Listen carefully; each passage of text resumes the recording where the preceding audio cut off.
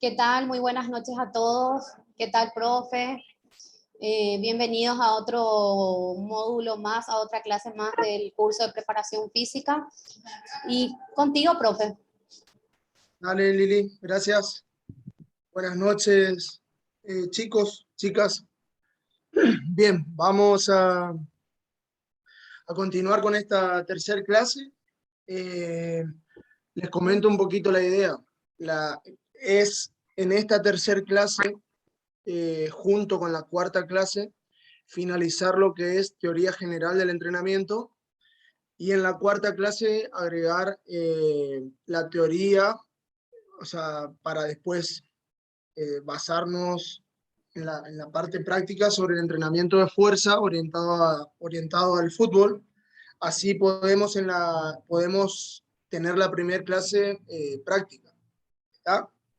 Entonces hoy la idea es desarrollar todos los contenidos que podamos sobre teoría general del entrenamiento, la cuarta clase completar, pero ya dar algo de teoría del entrenamiento de la fuerza para que podamos tener esa primer clase práctica.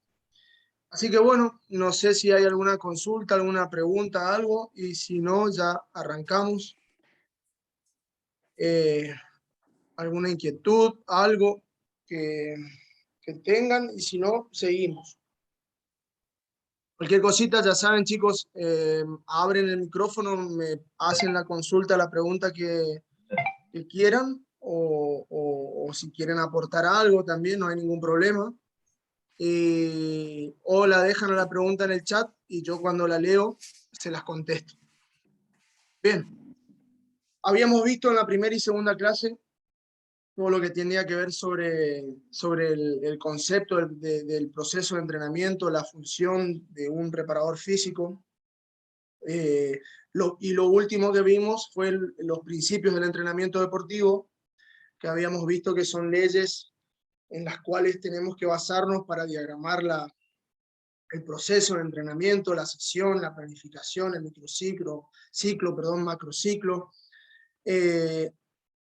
que está basado en leyes biológicas y pedagógicas.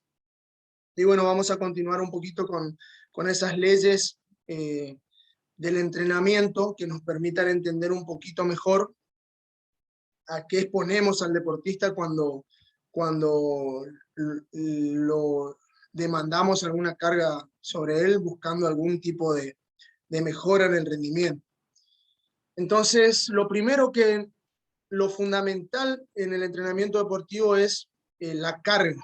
Nosotros podemos tener una metodología de trabajo muy variada, muy interesante, una didáctica muy buena, muy interesante, una capacidad pedagógica para analizar el proceso muy buena, pero el rendimiento siempre se va a basar en el manejo de la carga, en que esa carga sea controlada y manejada de manera óptima, en función de las posibilidades de cada deportista.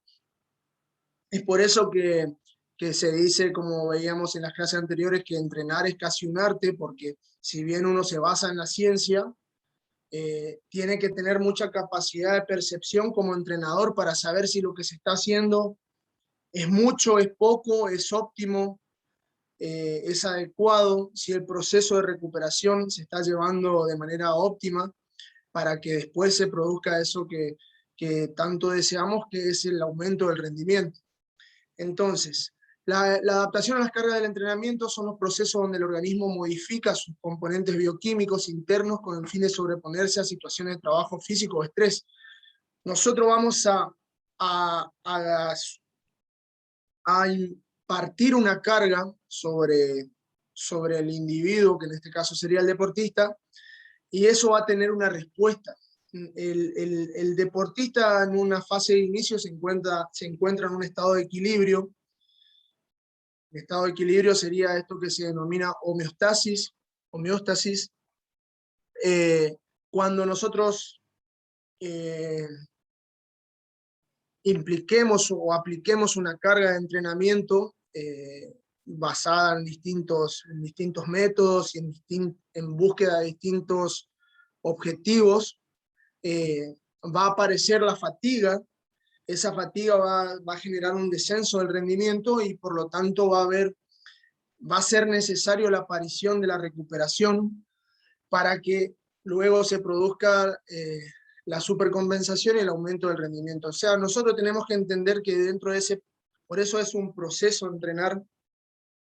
Hay una fase donde vamos a expresar un sistema, vamos a suponer el sistema glucolítico, oxidativo, el sistema glucolítico extramitocondrial o distintos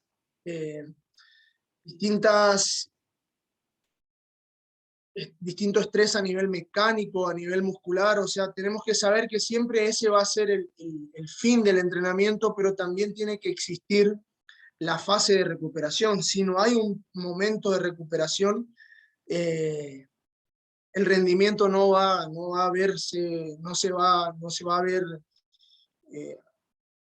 no va a haber evolución en cuanto a esto, sino que más bien vamos a generar un sobreentrenamiento cuando la fatiga sea crónica, y por lo tanto hay que saber entender cuándo entrenamos con cargas elevadas y cuándo no. No siempre entrenar mucho o entrenar con cargas altas significa que va a ser mejor. Bien, la adaptación, lógicamente, está producida por, como les digo, con un estrés. Nosotros, si no estresamos un sistema en algún momento, difícilmente vamos a mejorar. Vamos a ver ahora una ley del entrenamiento donde habla de la ley del umbral. Tiene que haber un cierto grado de estrés para que el organismo genere esos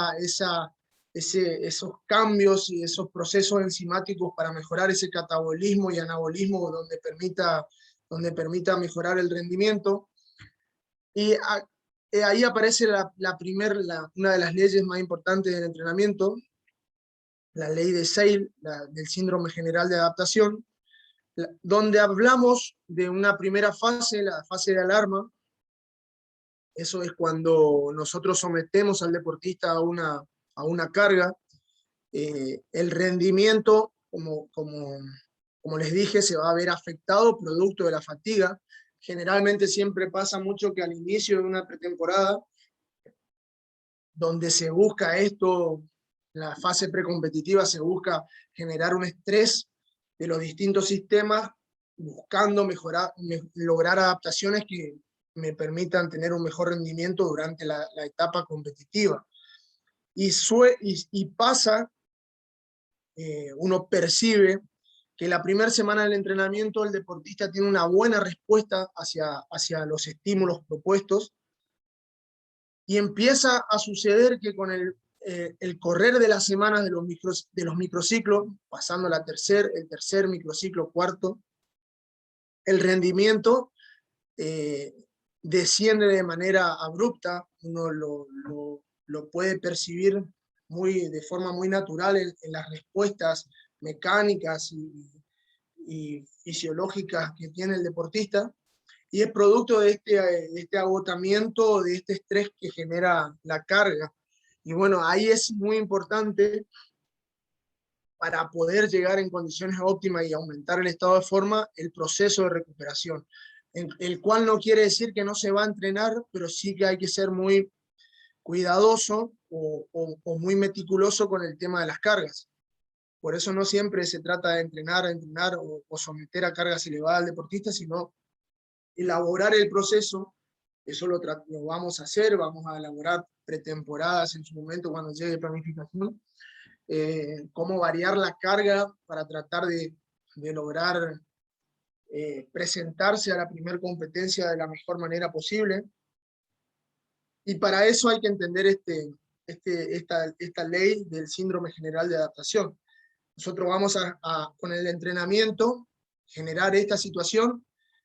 Va a aparecer la fase de recuperación, lo cual va a permitir que el nivel de rendimiento se eleve, y lógicamente, producto de las exigencias constantes a las cuales sometido el jugador de fútbol, va a volver a aparecer el agotamiento, y Constantemente vamos a tener que estar manejando las cargas de manera óptima para que se recupere y pueda volver a rendir. Lo que se busca siempre previo a la competencia es este estado de equilibrio donde el deportista se encuentre con las mejores sensaciones a nivel fisiológico, a nivel enzimático, a nivel hormonal, a nivel nervioso, a nivel muscular, o sea, todos los factores periféricos y centrales que estén todos acomodaditos en su lugar. Ese es el concepto de homeostasis, y es lo que vamos a buscar, tratando de que así tener el mejor rendimiento posible basado, lógicamente, en el aspecto físico. Y para eso es fundamental el control y el manejo de la carga. Otra cosita muy importante es entender en la fatiga. Cuando uno entiende o cuando uno sabe qué tipo de estrés genera cada método, cada tarea, cada suma de tarea, va entendiendo cómo va a ser la recuperación. Es importante que nosotros sepamos que al hacer una pasada de 1 minuto para buscar mejorar algunas cuestiones metabólicas, enzimáticas, relacionadas con el consumo máximo de oxígeno, con el sistema buffer y con la remoción de metabolitos que me permita tener una estabilidad metabólica. Yo tengo que saber a qué va a ser sometido el deportista cuando realice ese tipo de acciones. Yo tengo que saber a qué va a ser sometido el deportista cuando realice un reducido de pressing de 30 segundos o de 1 minuto o de 1 minuto 30. Y para eso es importante entender a la fatiga, o saber qué tipo de fatiga va a tener el deportista ante cada tipo de acción o ante la repetición de distintos tipos de tareas. Entonces ahí aparece la fatiga. Bueno, lógicamente la fatiga es un estado fisiológico caracterizado por la pérdida temporal de la capacidad de mantener un rendimiento determinado. La fatiga aguda ocurre durante una sesión de entrenamiento o competición. ¿Qué puede ser la fatiga aguda? Puede ser la sensación de cansancio, de agotamiento, de hiperventilación que aparece luego de haber realizado un esfuerzo de alta intensidad, de sprint, de cambio de dirección, de a lo mejor 10 segundos de esfuerzo con una pausa incompleta, una pausa corta de 20 segundos y una repetición de 10, una serie de 10 repeticiones me va a generar esa sensación de fatiga, de cansancio, o después de haber realizado una pasada de 1 minuto donde hiperventilo a una intensidad relacionada con el consumo máximo de oxígeno. Eso sería la fatiga aguda, esa fatiga que aparece posterior o de manera inmediata después de haber realizado un esfuerzo.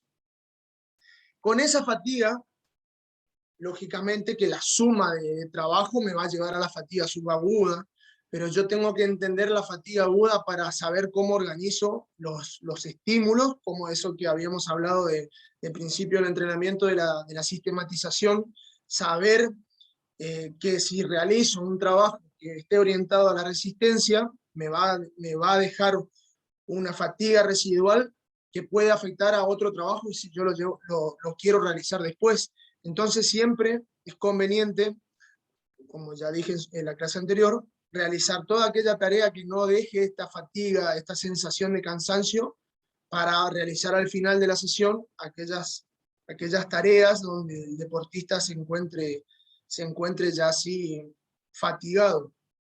Después, la fatiga subaguda es la suma de fatigas agudas a lo largo de varias sesiones de entrenamiento o semanas de trabajo, lo cual provoca un deterioro del rendimiento mayor. Sin embargo, si esta dinámica está correctamente dosificada, se considera como un estímulo muy importante para la posterior mejora del rendimiento obtenida durante la recuperación. Es lo que mostraba en la imagen anterior. Esto sucede cuando aplicamos cantidad de estímulos que generen estrés en el deportista, que generen esta fatiga aguda post-sesión. El rendimiento cae notablemente, por eso es tan importante la fase de recuperación para que el estado de forma se vea se vea beneficiado. Si no, vamos a entrar en un sobreentrenamiento, vamos a entrar en esto que sería la fatiga crónica, y es donde las cargas son extremadamente elevadas y existe un serio desequilibrio entre el entrenamiento, competición y la recuperación. Cuando nosotros también Profe, esto, sí, profe, tengo una consulta. No sé si a mí es no, lo que sea. sí, no sé, pero no sé si a mí no me aparece, pero el PowerPoint quedó en estructura básica de planificación deportiva, o sea, sesión, microciclo, yo no sé si está A ver, a cambiando ver, o... a ver, sí, estoy cambiando, perdón. A ver si, sí. Yo no sé si a mí perdón. nomás... No, ¿sabe qué pasa? Eh, Habré compartido capaz que otra cosa, a ver, menos mal que me avisaste porque...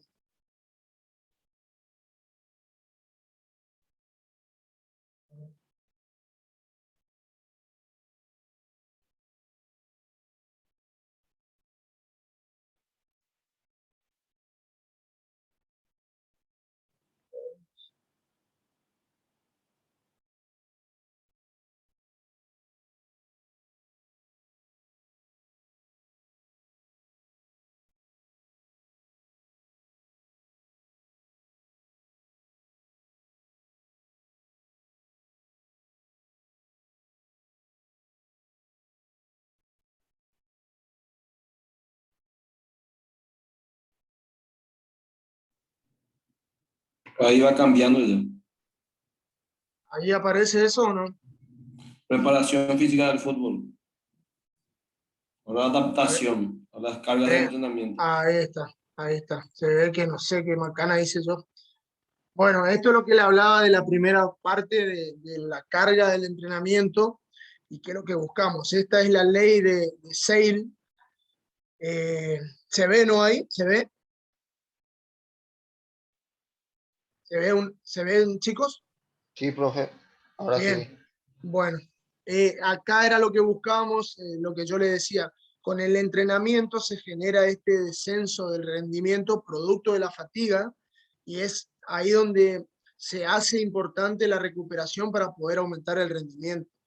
Y lo que está, bueno, esto es el concepto de lo que vamos a buscar, tratando siempre de llegar de la mejor manera a la competencia, es el estado de equilibrio en todos los aspectos, muscular, endocrino, nervioso, metabólico. Y acá era donde estábamos, había estado hablando de la fatiga. ¿Se ve ahí, no? Bien. Sí, Bueno, profe. continúo. Le pido disculpas, chicos, la verdad que pensé que se ve que no sé qué dicen, sinceramente no sé qué dicen. Bueno, y lo que va a pasar si no se encuentra ese proceso de recuperación óptimo o adecuado, va a aparecer la fatiga crónica. La fatiga crónica va a generar un sobreentrenamiento, vamos a tener un deportista constantemente cansado, propenso a lesiones, propenso a no rendir de manera óptima, y es por eso que entrenar va más allá de los métodos que ustedes puedan aprender. Ojalá que con el curso aprendan un montón de ejercicios, aprendan un montón de tareas, un montón de ideas, y que también ustedes mismos a través de su creatividad y de su investigación y interés se desarrollen en ese área del entrenamiento. Pero tienen que entender que lo fundamental para que un deportista rinda desde el punto de vista físico es el manejo óptimo de la carga y de la fatiga. Y cuando yo tengo un deportista que entra en un estado de fatiga subaguda, producto de a lo mejor varios partidos, a lo mejor de varios microciclos de cargas de impacto o de cargas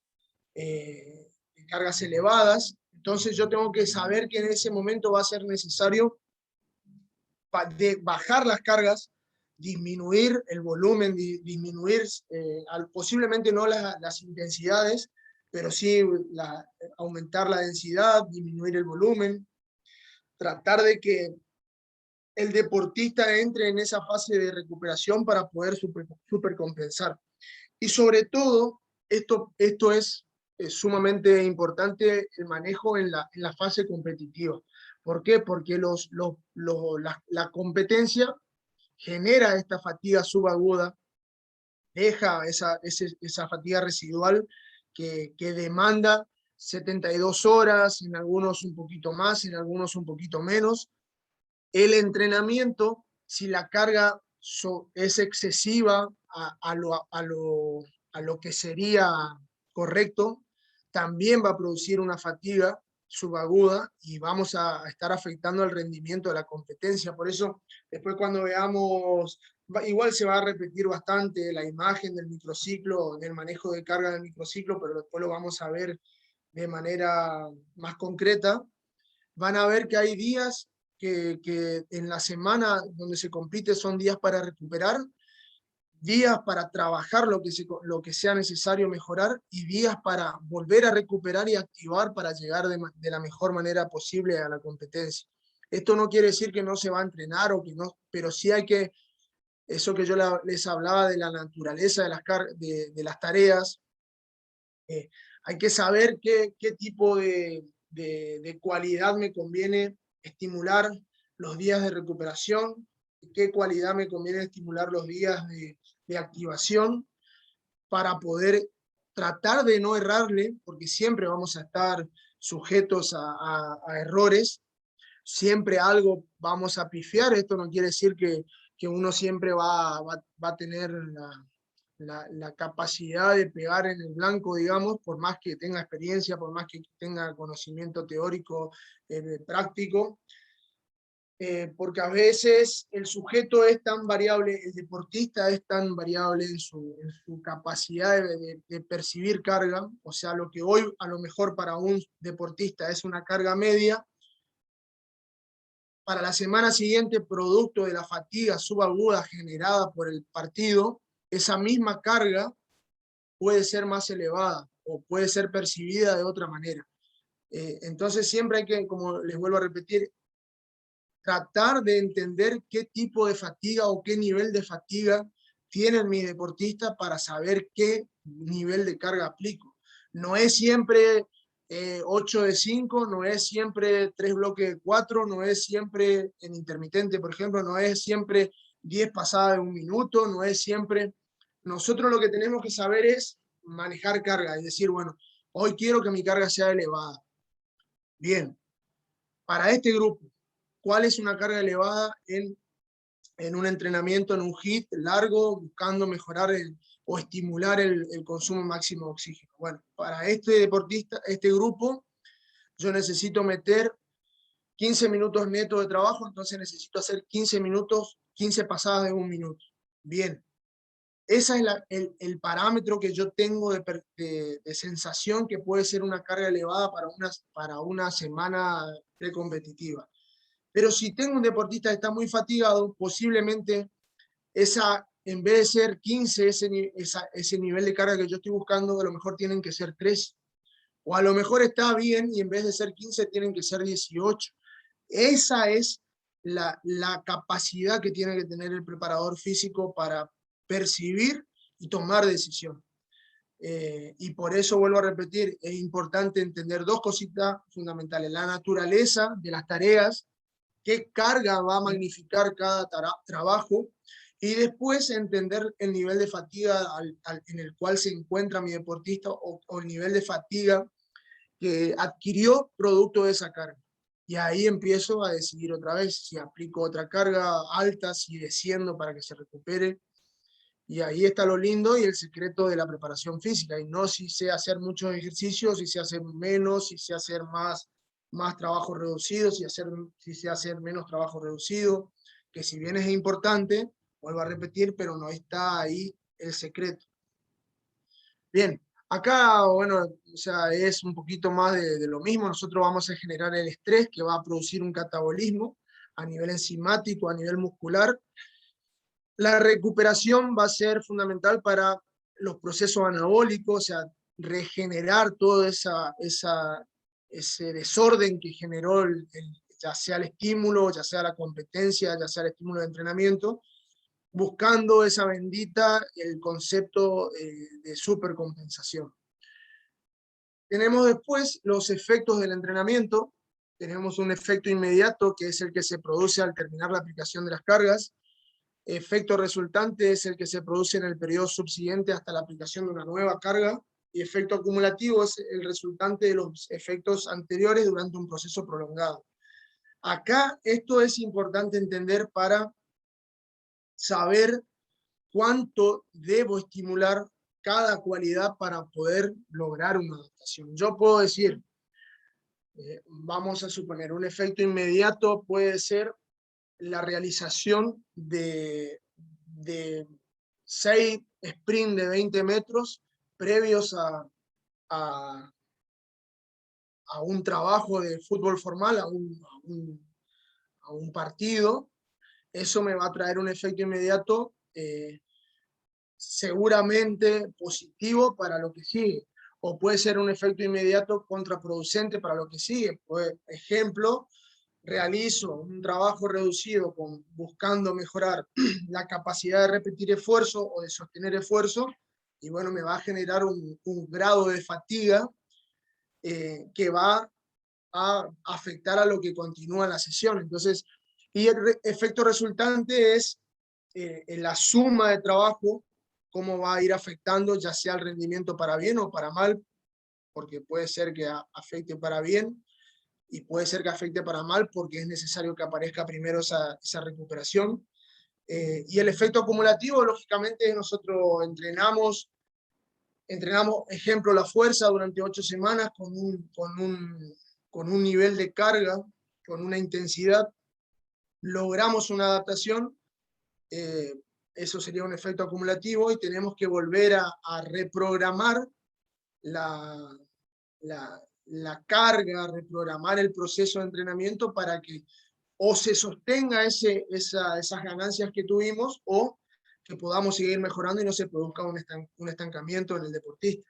Y eso vamos a ver después de manera más concreta cuando, por ejemplo, hablemos sobre resistencia, hablemos sobre fuerza, pero sí tenemos que saber que hay cualidades que necesitan una repetición y una duración en el tiempo para que verdaderamente generen cambios dentro del rendimiento físico del deportista.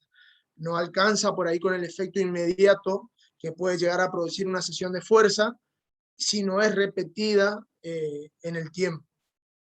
Bien, la ley de umbral, esto es lo que le he hablado hoy, o ley de Schultz. El umbral es un grado de intensidad de un esfuerzo que determina que se produzcan adaptaciones positivas en el organismo. Acá entra en juego la importancia de individualizar el entrenamiento, porque no todos perciben la carga de igual manera, no todos le afecta la carga de igual manera. Yo puedo hacer, vuelvo a repetir, 10 pasadas de 1 minuto a intensidad del 100% de la velocidad aeróbica máxima, y para un deportista puede afectar de una manera y para otro puede afectar de otra. Lo que yo necesito saber, sin tener de manera objetiva o un número, saber más o menos dónde está el umbral mínimo de mi grupo, de manera general, o por ahí si tengo algún caso muy especial, va a tener a lo mejor un umbral de esfuerzo más bajo, otro va a tener un umbral de esfuerzo más alto, de tolerancia más alta. Pero esto es necesario saber para qué, para justamente lograr las adaptaciones. Yo puedo hacer, como creo que se los dije en un ejemplo, yo puedo decir, bueno, mañana quiero mejorar mi densidad mitocondrial porque necesito mejorar mi salud, mejorar mi rendimiento desde lo aeróbico, y entonces voy a salir a caminar a la manzana, a la vuelta de la plaza, una vuelta caminando. Y seguramente para mí, caminar una vuelta de la manzana, como para casi todo el mundo, porque aquel que no realiza actividad física también, y yo, en mi caso, ¿no es cierto?, va a ser una carga sin efecto, va a ser esta barrita roja. O sea, como estímulo para mejorar no me va a servir, con el objetivo que yo estoy buscando. Ahora, si bien yo digo, bueno, no me sirvió, hice una vuelta a la plaza, no me sirvió caminar una vuelta a la plaza, voy a ir y voy a caminar voy a correr 25 vueltas a la plaza. Y seguramente pasar de ese volumen al otro me va a resultar una carga muy excesiva que también va a ser perjudicial y no me va a servir para lograr una adaptación. Entonces, para mi deportista o en este caso para mí, yo voy a necesitar a lo mejor en vez de caminar una vuelta a la plaza, correr 5 vueltas a la plaza. Y esto posiblemente esté en estas zonas celeste azul, donde yo voy a lograr adaptación. Es eso lo que tenemos que saber percibir de nuestro grupo, saber cuál es la carga de mantenimiento, porque esta carga no sirve, no hay que usarla nunca, ¿sí? Excepto que sea una carga un día de regenerativo, una carga sin efecto, que sea más bien tratar de recuperar algo. Pero en un caso, en una semana de competencia, yo tengo que saber cuál más o menos, mínimamente, cuál es el nivel de exigencia a la cual puede ser sometido mi deportista para que esa carga sea de mantenimiento, cuál sería una carga que me puede generar una adaptación y ya cuál sería la carga excesiva que me va a perjudicar. Eso lo van a ir logrando, digamos, con el conocimiento que tengan del grupo, con el conocimiento que tengan de cómo responden ante cada estímulo, y lo van a ir logrando con la práctica, con la experiencia, con la aplicación de estímulos, el error, el análisis, pero lo que tiene que quedar, digamos, de estas teorías de entrenamiento es que a lo cual ustedes tienen que siempre estar atentos y ver, y no simplemente quedarse en el hecho de que hay que aplicar tareas, trabajos, ejercicios, Profe, vuelvo a repetir, ¿sí? tengo dos consultas. Sí, dale, Sergio. El primero es sobre cómo puedo averiguar el umbral aeróbico de mi deportista.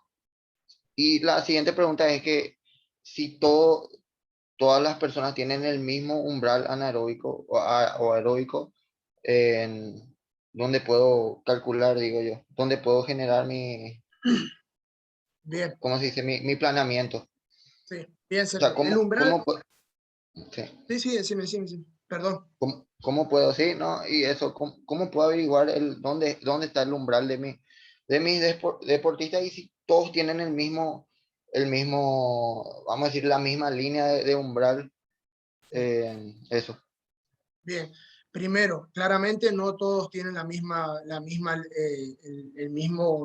línea de umbral como vos decís. Por eso es que hay que individualizar, si no tendríamos un punto de partida para todos. Lo que sí, existe el umbral aeróbico y existe el umbral anaeróbico y existe la velocidad aeróbica máxima o la zona de consumo máximo de oxígeno. Eso son parámetros fisiológicos relacionados con el sistema aeróbico que lo vamos a ver cuando demos la parte de resistencia. Te digo, porque, o sea, ¿cómo lo puedes evaluar a eso? De manera indirecta con test, por ejemplo, el umbral anaeróbico con un test de Conconi. Es un test que se va de manera progresiva evaluando el comportamiento de la frecuencia cardíaca. De manera directa se hace con mediciones de lactato cada 1 minuto, y cuando el lactato genera el despegue, porque el lactato siempre va aumentando, pero hay un punto donde el aumento es por encima de 1 milimol, si no me equivoco en este momento, y esa es la zona de umbral anaeróbico, donde Profe, empieza, sí, había también, yo recuerdo en textos anteriores, que se podía calcular el umbral aeróbico teniendo en cuenta la frecuencia cardíaca máxima, atendiendo al 80% de esa frecuencia cardíaca máxima. sí, En textos por eso, anteriores, pero habría que evaluar cuál es el 80% de la frecuencia cardíaca máxima de un deportista, o sea, de cada para, persona. claro, ¿entendés? O sea, porque a lo mejor el Los, 80 para mí puede ser 160 y para vos no, no, puede ser y 170. los 220 menos la edad para No, calcular no, la no, frecuencia cardíaca máxima. no, o sea, eso tiene, si bien está, tiene un margen de error muy, muy grande, porque vuelvo a repetir, eso depende mucho de las prestaciones y de la capacidad que tenga cada individuo. No es lo mismo un chico que realiza actividad física de 20 años que uno que no la realiza. Sí, el umbral anaeróbico lo pueden determinar con un test de Conconi, que no es algo tan complejo. Necesitas una cinta, necesitas un cardiotacómetro y una planilla. Puedes hacerlo en el campo también, pero se hace más complejo. Y si no, el otro es evaluar el consumo máximo de oxígeno de manera indirecta o la velocidad aeróbica máxima, y a estipular con margen de error en función de ese 100% que sería el consumo máximo de oxígeno, en qué porcentaje se encuentra el umbral anaeróbico. Entonces uno puede decir, bueno, si el 100% es 5 metros segundos, a lo mejor el 80% puede ser el 80% de ese 5 metros segundos va a estar en una zona de umbral de anaeróbico, umbral de lactato. Que en realidad, ahí justo recuerdo, digamos, ya está mal dicho umbral anaeróbico, pero es algo que se utilizó durante mucho tiempo como parámetro de rendimiento o como Se tiene que dejar de lado nivel de el tema este de rendimiento. la fórmula de esa, profe, ¿no? Sí, Tiene sí, que totalmente. descartar O ya sea, eso. sí, la forma de evaluar el consumo máximo de oxígeno, la manera más económica y más práctica para un plantel va a ser a través de un test indirecto. eh, y si no, bueno, si en el caso que se cuenta con los recursos, evaluar de forma directa con una cámara, con una máscara de gases, y ver ahí cómo es el comportamiento del consumo. Pero se puede hacerlo, vamos a hacerlo, las evaluaciones después cuando veamos resistencia. Pero, claro, esto que estamos hablando, o sea, lo que estoy hablando de umbral de esfuerzo no tiene que ver con el umbral anaeróbico o el umbral aeróbico, sino el nivel al cual puede ser sometido o debe ser sometido un deportista para que la carga entre en esta zona de, ya que sea una carga de adaptación o que sea una carga de mantenimiento. También o sea, basado en estudios, en función de las distintas variables de rendimiento, ejemplo, el consumo máximo de oxígeno, yo quiero mejorarlo, está determinado que tiene que ser eh, estimulado mínimamente entre 8, 7, 9, 10 minutos de manera fraccionada, porque de manera continua el consumo máximo de oxígeno se puede llegar a sostener hasta, según dependiendo lógicamente del nivel del deportista, la velocidad límite 4 o 5 minutos, y no más de eso, 6 minutos, pero allá, al fraccionarse, entonces se puede llegar a considerar un nivel de carga baja o mínima óptima como mantenimiento, 7, 8 minutos. Y a lo mejor una carga acá que sea de adaptación, ya tendría que tener un nivel muy bueno el deportista para poder trabajar por encima a lo mejor de los 20 minutos, entre 15 y 20 minutos. O sea, entonces siempre ya tenemos ahí un punto de partida que puede ser 8 minutos netos de trabajo, con 15, 20 que puede ser por ahí una carga ya más alta. Pero lo que nosotros vamos a tener que comprender después es que puede haber un jugador que 8 minutos le resulte este nivel de carga roja, y puede ser que a otro jugador le resulte este nivel de carga. ¿Se entiende a qué hace referencia con la ley de umbral? Todos los deportistas tienen capacidades diferentes, prestaciones diferentes. A lo mejor a algunos les va a tocar trabajar en niveles más altos de rendimiento, una primera división, una intermedia, donde el deportista tiene mayor capacidad por su historial de trabajo, y puede ser que otro tenga que ir a un trabaje en un equipo de liga o en un equipo de una formativa. Y esos 8 minutos que yo estoy haciendo referencia van a tener otro grado otro nivel, van a representar otro nivel de carga para ese jugador. No sé si me explico a qué hace referencia la ley de umbral. Sergio, como me había preguntado de umbral anaeróbico, eso existe, está bien. Sirve el umbral anaeróbico conocerlo para tratar de trabajar dentro de intensidades que me permitan mejorar cuestiones fisiológicas que después van a beneficiar al aspecto específico del deporte, pero también si logro conocer la zona de consumo máximo de oxígeno, ya voy a estar acertando un poquito, por decir, en el área de trabajo. Súper, profe. Dale, acá, profe Carlos pide Excelente. para que le agregues a la clase, se cortó su internet, no sé si entró, Carlos.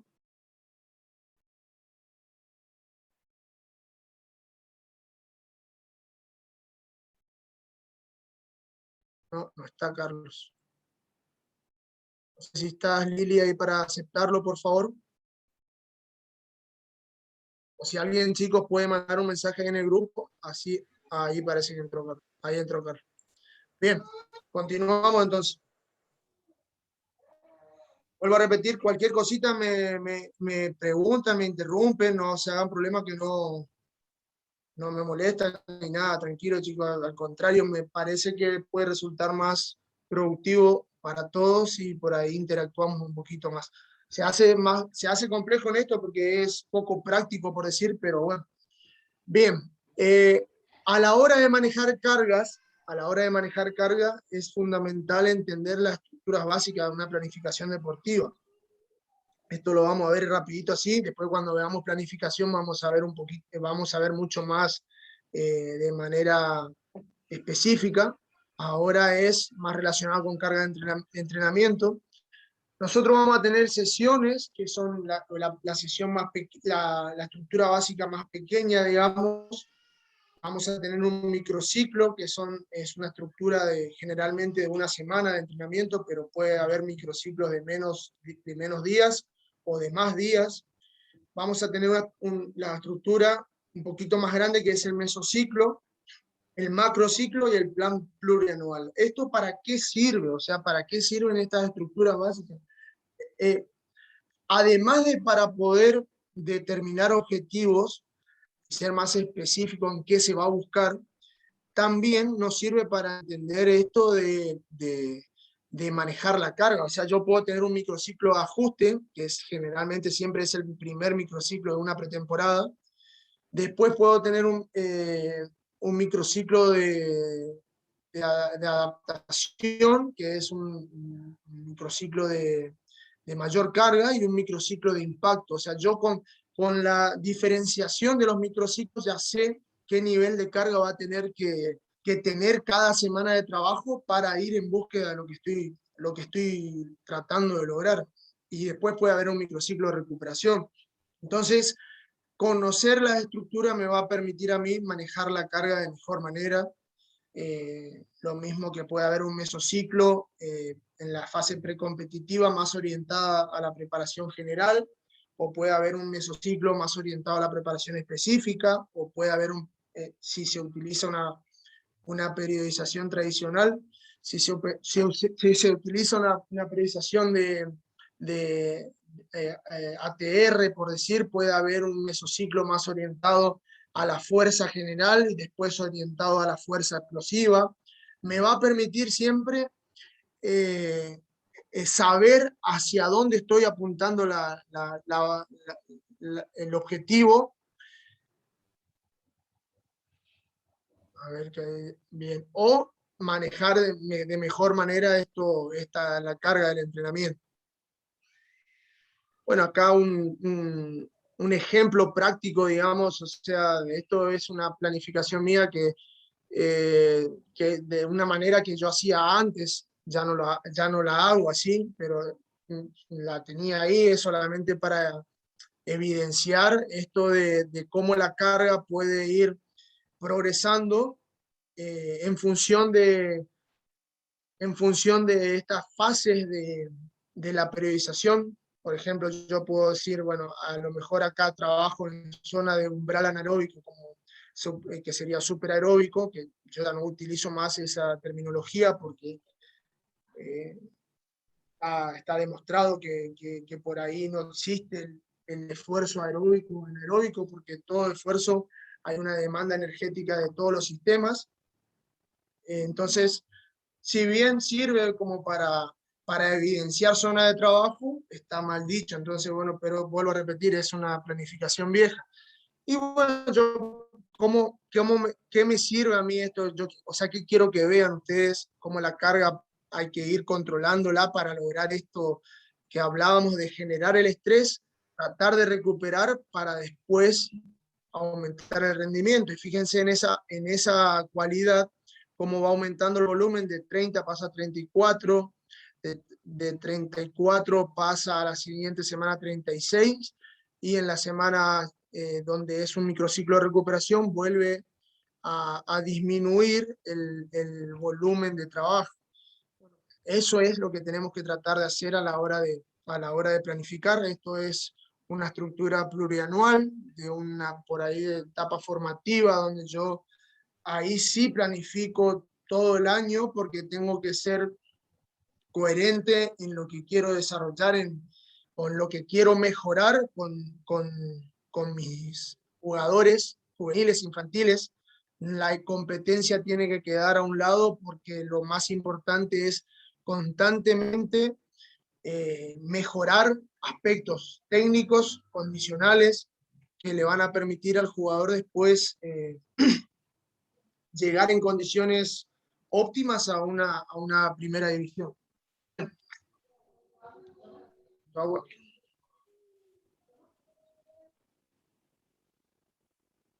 Esa primer estructura, hablábamos de la sesión del entrenamiento. Profe, La sesión del entrenamiento, sí. Profe, hay el planeamiento plurianual, ¿verdad? Eso, ¿desde qué edad para el juvenil empieza? Desde los 15 o de la escuela de fútbol ya empieza ese plan. Sí, yo tengo una forma, lógicamente que mi forma de ver las cosas no es algo que yo invento, Sergio, sino que me baso en lo que uno lee, Sí, gente que verdaderamente por ahí está en niveles superiores a uno, y también en la experiencia, ¿no es cierto? Pero yo soy partidario que en la etapa formativa, cuando hablo de etapa formativa, es todo el proceso de formación infantil y juvenil. Infantil sería todo aquello que está antes de la pubertad, de la prepubertad. Entonces, si un niño arranca a jugar al fútbol a los 6 años, a los 5 años, sería a partir de allí, hasta la prepubertad. A lo mejor 13, 14 años, dependiendo el nivel de maduración de cada chico, pero generalmente coincide ya con alguna categoría. Y después sería toda la etapa juvenil, que sería desde la prepubertad, a lo mejor 13, 14 años, hasta la fase previa a una primera división, que también va a variar mucho cuál es esa fase previa. Yo tengo una forma de pensar, yo vengo por ejemplo, de donde yo soy, que es el interior de la Argentina, que es de la provincia del Chaco. Nosotros tenemos una formación de los chicos que es muy pobre comparada con lo que pueden tener con la formación que pueden tener los clubes de élite de Argentina. ¿Por qué? Por diversos motivos. El primer motivo son los recursos. Los chicos que se encuentran en clubes de élite argentina son seleccionados entre miles de chicos de todo el país. Por lo tanto, vos estás entrenando con jóvenes que son todos a lo mejor de un mismo nivel de rendimiento, de una misma capacidad física, de una misma capacidad técnico-táctica. Contás con todos los recursos necesarios como para poder lograr como para poder formarlos de manera óptima a tal edad que generalmente puede ser un 18, 19 años, 17, dependiendo del nivel de cada chico. Y después aparece el otro escenario, el escenario de los clubes de bajos recursos, en donde los chicos entrenan. A diferencia de estos clubes que entrenan 6 veces por semana, entrenan en etapa infantil 3 veces por semana. Los chicos en clubes de elite en Argentina entrenan 6 veces por semana, y además de entrenar en el club, juegan en infantil, estoy hablando baby fútbol, que sería algo similar a escuela, pero en cancha reducida. Entonces a lo mejor tienen por semana 9 estímulos, contra 3 que tienen los chicos, más la competencia 4 chicos de mi ciudad.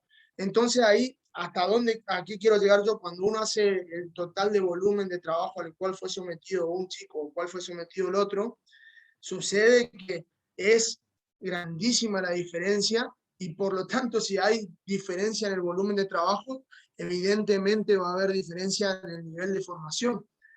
¿Y a dónde nos lleva eso? A mi forma de pensar. Yo creo que los chicos que no tienen esa posibilidad de trabajar en ese, o de desarrollarse en ese ámbito, necesitan más tiempo. Entonces a lo mejor lo que para uno representa el fin de la formación a los 19, a lo mejor para otro tendríamos que ser un poquito más tolerantes y llevar esa edad un poco más arriba, que sea 23, 24 años. Y muchos me van a decir, vos estás loco, ya ves viejos. No, para mí no. Para mí no, para mí hay chicos que recién logran la maduración a nivel condicional, emocional, táctico, cognitivo a esa edad, pero no porque sean malos, sino porque no tuvieron la posibilidad de desarrollarse como corresponde. Entonces, esa planificación que vos me preguntás, ¿desde cuándo es? ¿Hasta cuándo es? Desde los 5 hasta los 22 años, en el caso de que cuentes con poco tiempo de trabajo, o desde los 5 hasta los 16, 17 años, en el caso de que tengas toda la capacidad para desenvolverte. ¿Se entiende o no? Sí, profe.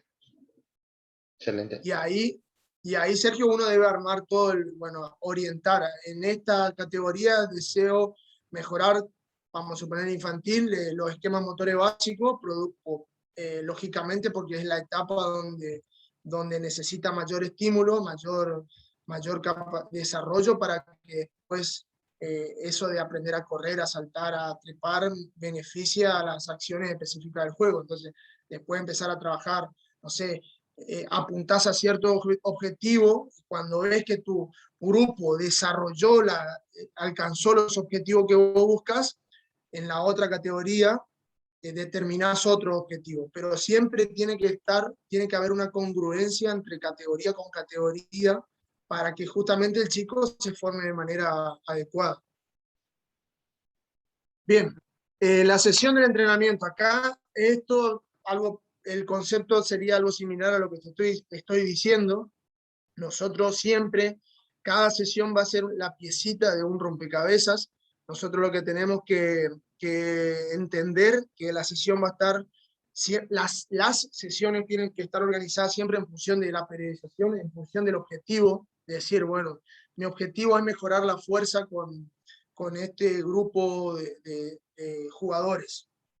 Yo no puedo agarrar y plantear la sesión de entrenamiento en función de lo que se me va ocurriendo día a día, sino que yo tengo que tener una estructura organizada para que el proceso se respete y decir, bueno, acá hice cierto nivel de carga, utilicé cierto nivel de ejercicio para después pasar a otro, y lo repetí en el tiempo de manera adecuada para que el objetivo o las adaptaciones se logren.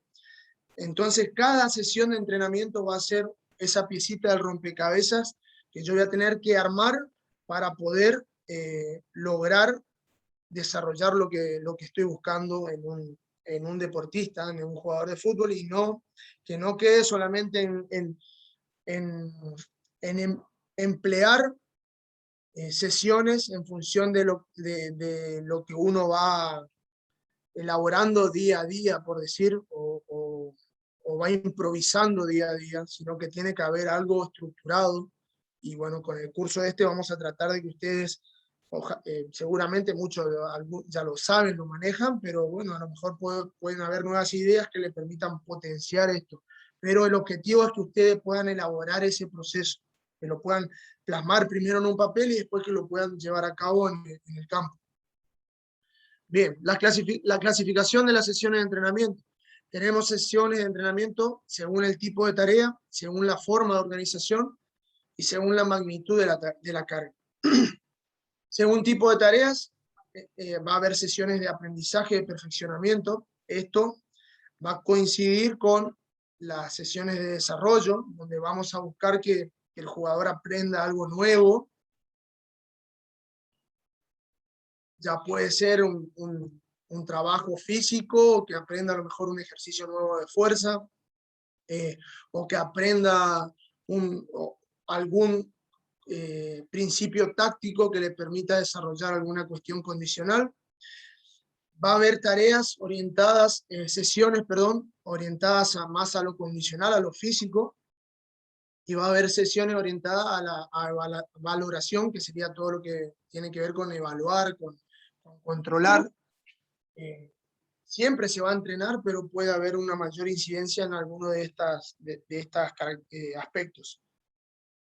Según la forma de organización, grupal, individual, mixta, puede haber una sesión de entrenamiento que un jugador lesionado que está volviendo tiene que entrar en ese proceso de readaptación para poder reinsertarse a los entrenamientos, va a ser a lo mejor una sesión individual, o puede haber un jugador que tenga que compensar algo porque tiene algún déficit o porque hay algo que debe mejorar para potenciar su rendimiento, y puede ser una sesión individual. Y acá es esto un poquito más lo que cotidianamente debemos manejar en el fútbol, que es según la magnitud de la carga. Va a haber sesiones de desarrollo o adquisición, sesiones de mantenimiento, sesiones de recuperación y de evaluación, que sería lo mismo que valoración. La fase de una sesión de entrenamiento, esto para metiendo un poquito en la didáctica, van a tener una fase inicial, o que generalmente se denomina entrada en calor. Yo, ¿por qué prefiero decirle fase inicial? Porque no siempre en la primera parte de una sesión el objetivo va a ser solamente entrar en calor o disponer al futbolista para la tarea central, la tarea siguiente.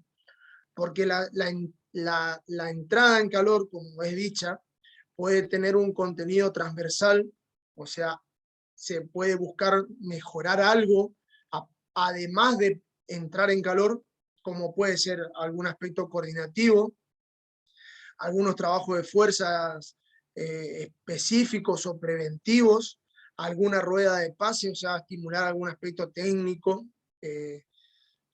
para, además de entrar en calor, algún juego que me estimule lo socioafectivo, buscando mejorar la cohesión grupal. La velocidad, yo puedo estimular la velocidad también en la entrada en calor.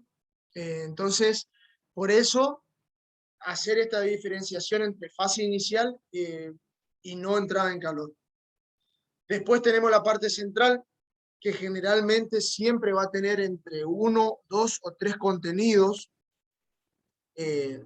Va a ser muy difícil que tenga más de 3 contenidos, y seguramente va a tener más de uno, o sea que siempre vamos a tener que programar con el objetivo de mejorar o trabajar dos cositas en el fútbol. ¿Y cuáles son esas cosas que podemos tratar de mejorar o estimular en el fútbol? Algún aspecto técnico, perdón, algún principio táctico. Cuando hablamos de principio táctico, después vamos a ver alguna clase donde se vean cuáles son los principios, qué es lo que es la inteligencia táctica. Nosotros como preparadores físicos debemos conocer cuáles son los principios tácticos, y no significa que porque nosotros planteemos una tarea que desarrolle X principio táctico, no estemos trabajando lo físico, porque cada vez es más importante o más imprescindible desarrollar tareas donde nosotros estimulemos aspectos condicionales, pero que a la vez estemos trabajando algún principio táctico que el entrenador quiera mejorarlo o quiera estimularlo para que luego afecte al modelo de juego. Entonces, como preparador físico debemos tener la capacidad para elaborar tareas que estimulen lo condicional, o sea, lo físico que nosotros queremos, pero que a la vez a lo mejor el entrenador te dice, mira, profe, vos sabés que yo quiero hacer un trabajo táctico el día -4, donde me trabaje el cambio de orientación, porque veo que vamos y somos muy verticales y siempre no, perdemos claridad en el juego. Puede ser que estoy haciendo algún caso hipotético, ¿no es cierto?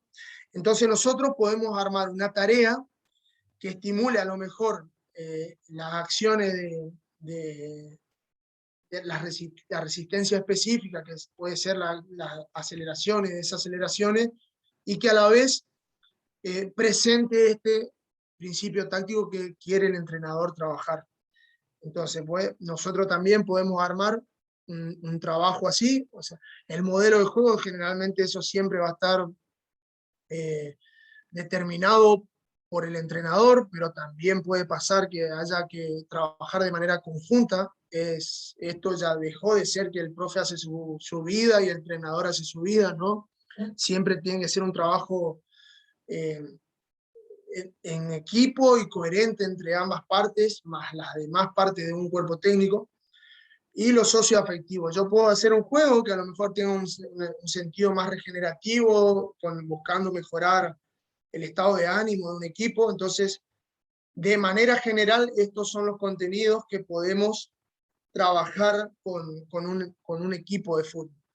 Y siempre aparece el trabajo con pelota. Y fíjense por qué nosotros tenemos que ser más específicos a la hora de programar, porque nosotros podemos hacer trabajo con pelota que sea técnico, podemos hacer trabajo con pelota que sea un principio táctico, la posesión de balón, podemos hacer, lógicamente, el modelo de juego, va a estar la pelota presente, podemos hacer un trabajo condicional físico a través de un reducido, va a estar la pelota presente, y podemos hacer un trabajo, un juego, que va a estar la pelota presente. O sea, desprogramar diciendo que vamos a entrenar, a hacer un trabajo con pelota, no dice nada.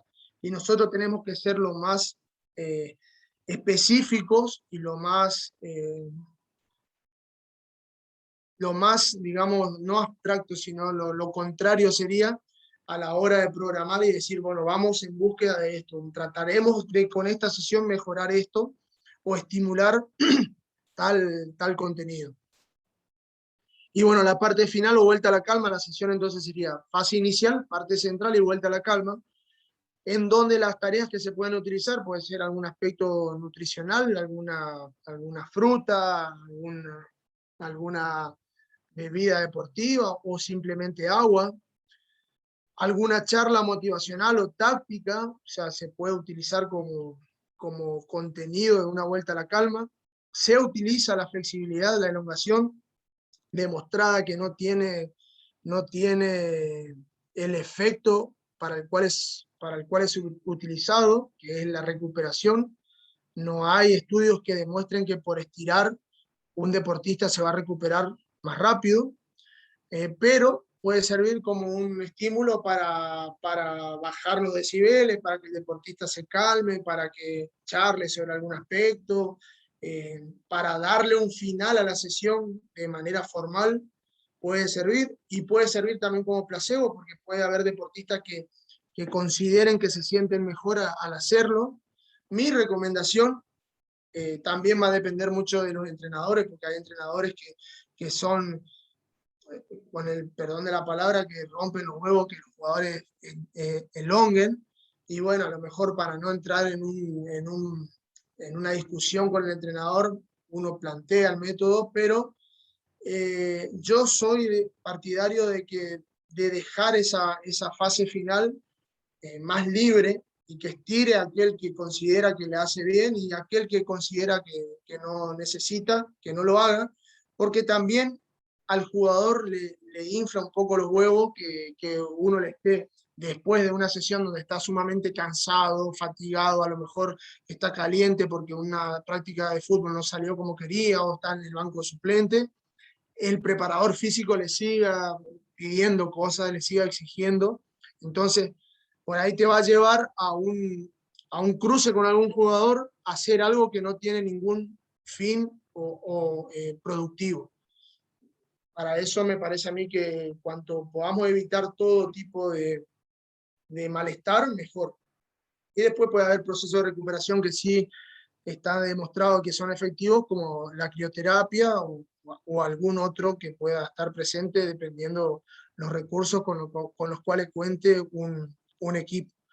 Esas serían las 3 fases que uno debe programar en una sesión de entrenamiento. Bien, aspectos a tener en cuenta a la hora de diagramar una sesión. El espacio, yo no puedo determinar un objetivo o programar una tarea sin saber con qué espacio voy a contar, o siempre debo tener en cuenta la organización en función del espacio, el tiempo, cuánto tiempo voy a tener para entrenar. Puede pasar que entrenen con una categoría formativa que trabajan 1 hora, porque no sé, porque tiene que entrar otra categoría al lugar donde se puede entrenar, y entonces hay que ser muy específico con la programación de los objetivos, de los contenidos, porque no hay tiempo. El clima, el suelo, no es lo mismo entrenar, no sé, aquí en Asunción, en Paraguay, con el calor y la humedad, que entrenar en el sur de Argentina, donde hace frío. O sea, siempre va a afectar al rendimiento, el clima, el nivel de carga. O sea, una carga va a tener una magnitud con un clima o con otro clima. O sea, yo puedo hacer 10 pasadas de 1 minuto en enero y no es lo mismo hacer 10 pasadas de 1 minuto en julio. O sea, siempre voy a tener que entender que el clima me va a afectar al nivel de carga. Y el suelo también. Si yo entreno en un suelo duro, en un suelo que no está acondicionado de manera correcta, tengo que considerarlo a la hora de programar.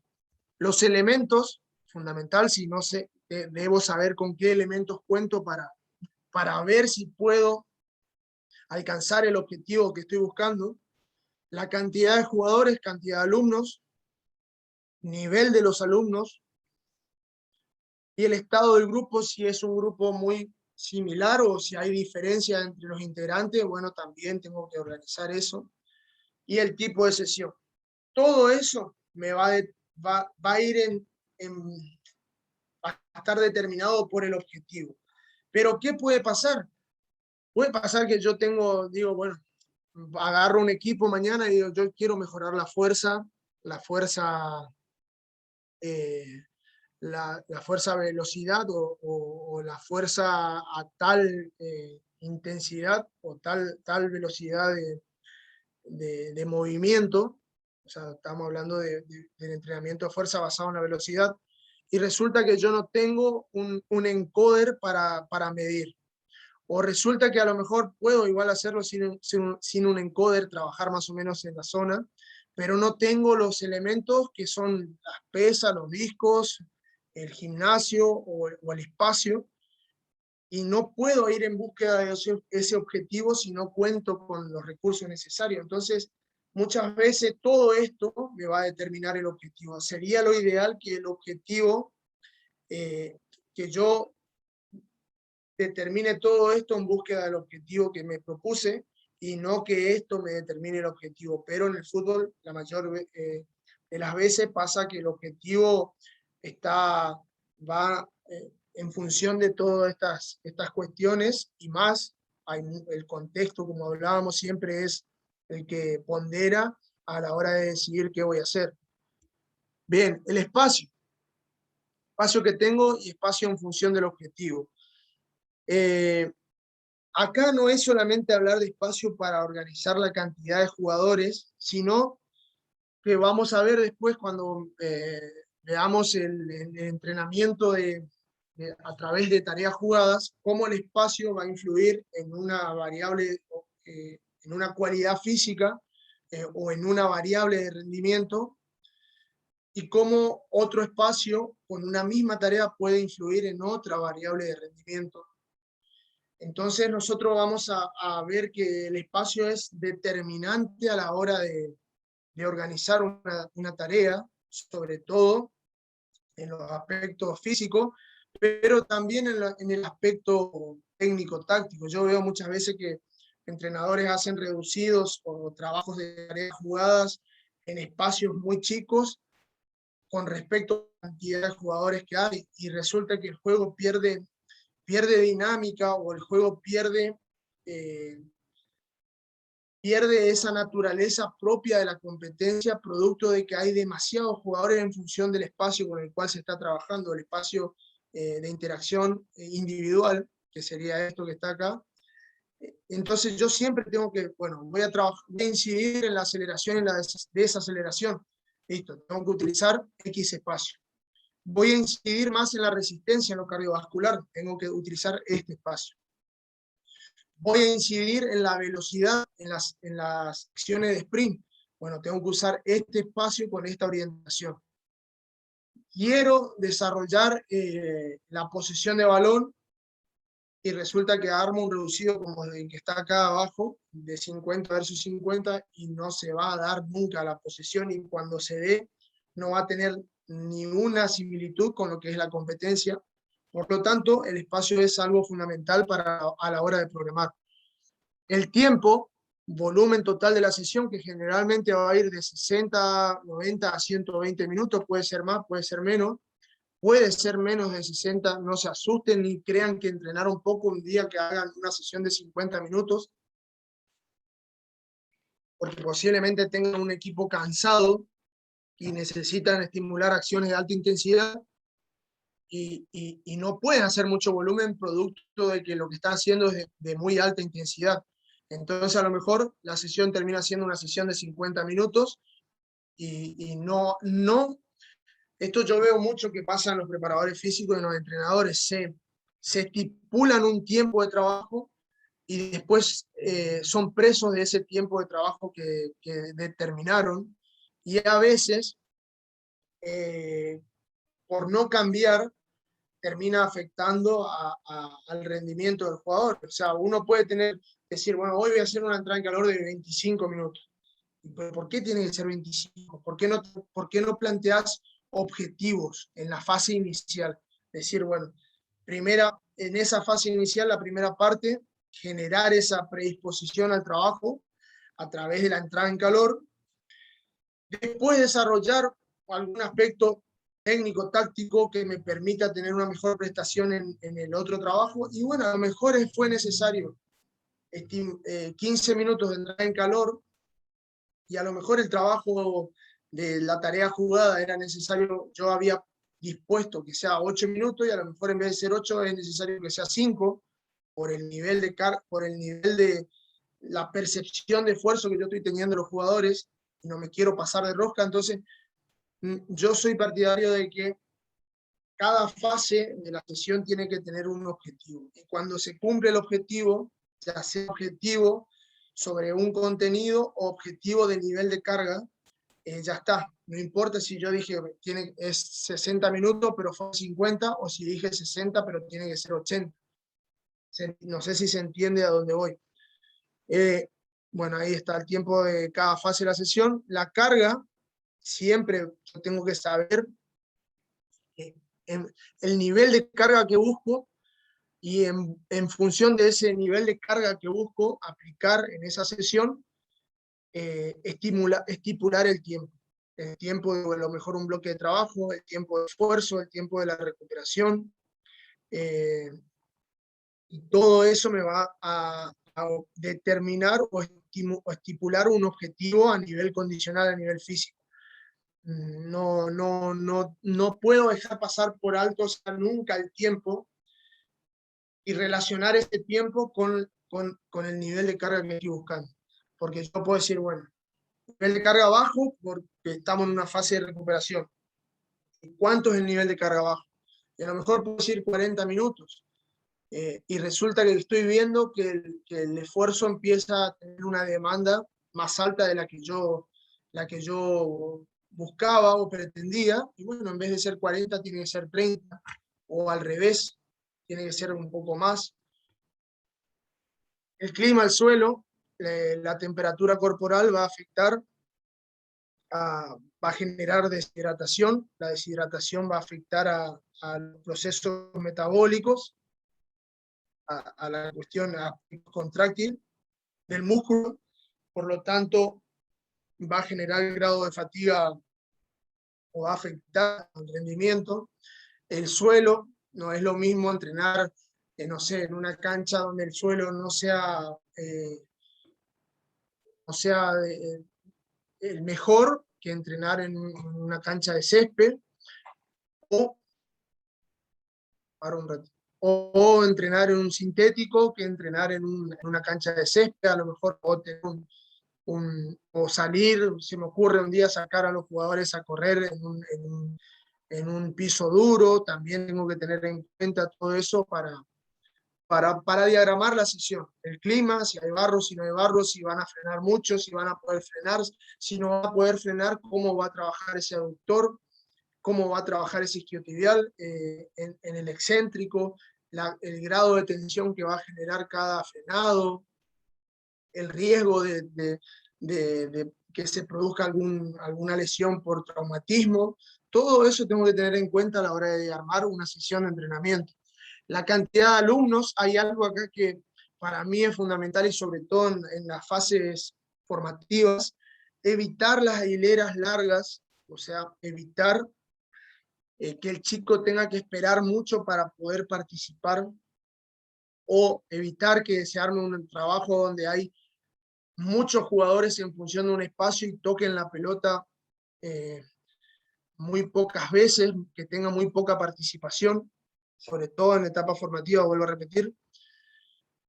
Y si tengo muchos alumnos, armen una misma tarea, varios grupos, y si no pueden hacer una tarea circuitada, armar en forma de circuito, decir, bueno, a lo mejor armo, tengo 30 chicos, no le hago jugar 15 versus 15, sino que hago en un grupo 5 contra 5, una variante reducido, en otro 5 contra 5, otra variante, y otro 5 y 5, 10 jugadores, a lo mejor hacen un trabajo intermitente, un trabajo de resistencia general. Entonces, y ahí van rotando. Yo tengo que buscarle la didáctica para que el chico esté, el chico y el jugador constantemente trabajando y no por ahí, excepto, vuelvo a repetir, que sea una sesión de recuperación donde a lo mejor me sirve esta hilera larga, porque yo con eso genero la recuperación adecuada dentro del estímulo. Por ahí puede ser en el trabajo de fuerza, a lo mejor yo tengo 6 chicos en una estación donde hay 3 ejercicios y no me importa si están mucho tiempo esperando. ¿Por qué? Porque la pausa en el trabajo de fuerza tiene que ser larga, entonces coincide esa espera con el objetivo de la carga. El nivel de los alumnos, la tarea adaptada a posibilidades y necesidades siempre, lo que hablábamos hoy, el umbral, cuál es el umbral mínimo para un jugador, cuál es el umbral máximo para ese jugador, entender qué carga representa una carga baja y cuál es una carga excesiva. La exigencia y la motivación en función de sus posibilidades, siempre exigí aquello, sobre todo en etapa formativa, que sabemos que va a poder alcanzar. Y motivarlo en función de sus posibilidades también, porque puede haber algún chico que tenga un déficit muy grande en aspecto técnico y por ahí justo le salió algo bien que comparado con otro es insignificante, pero hay que motivarlo porque él pudo superarse y hay que exigirle en función de lo que puede hacer ese chico. Entonces eso me va a permitir constantemente tener un jugador motivado, un jugador predispuesto. No siempre hay que retar, pero motivar, o sea, que el reto es necesario a veces que esté presente, porque hay que a veces despertar o generar ese sentido de alarma, porque muchas veces el jugador se distrae o algo, pero que también exista esa motivación o esa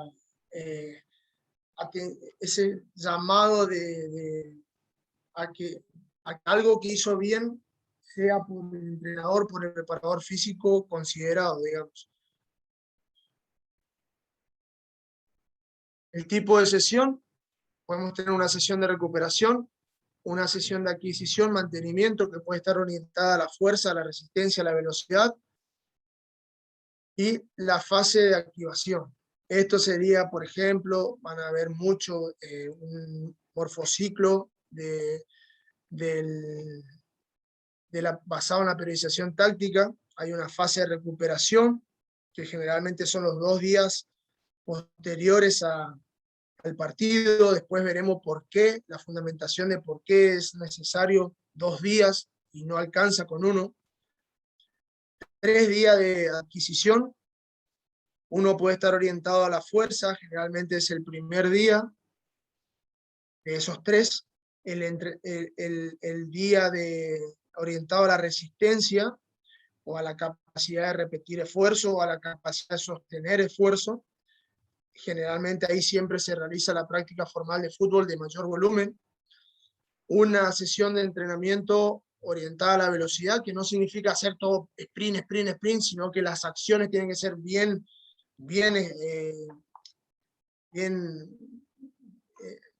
picantes, o sea, ya bien activas, pero a lo mejor las pausas van a ser más largas, o plantear una sesión formal de fútbol, porque en el fútbol está demostrado que es la tarea específica donde se representan los sprints. No hay tarea jugada que me permita alcanzar los niveles de sprint similares a la competencia, excepto ya que darme algo muy predeterminado, y la fase de activación. Entonces, eso yo voy a tener que tener en cuenta ahora armar mi sesión. ¿Cómo dirigir una sesión? Planificar con anterioridad siempre la planificación tiene que estar presente. No puedo yo, la planificación puede ser elástica, pero no hay que confundir esto de ser flexible con la improvisación. Una cosa es cambiar algo porque yo veo que lo que planteé no es lo adecuado o no coincide con el objetivo, y otra cosa es ir y armar lo que se me ocurre en el momento. Preparar el material antes del comienzo. Eso siempre, como preparador físico, ustedes tienen que buscar la forma de organizarse en su vida personal para poder estar mínimamente 30, 40 minutos. Lo ideal sería mucho más, pero siempre hay que ver cómo son las cuestiones personales de cada uno. Hay posiblemente que trabajen en un montón de lugar para poder subsistir, sostenerse, y llegan medio sobre la hora en algún lugar, y bueno, sería bueno que eso no pase para que ustedes puedan llegar y tener todo preparado antes que el jugador se presente a la práctica. Tener el entrenamiento organizado, armado, bueno. Explicación simple y concreta, hacer comprender el objetivo de la tarea. Tienen que tratar de comunicarse mucho con el deportista, pero cuando vayan a pedir algo, o no hablar. Yo soy de aquellos que pienso que las palabras tienen un crédito.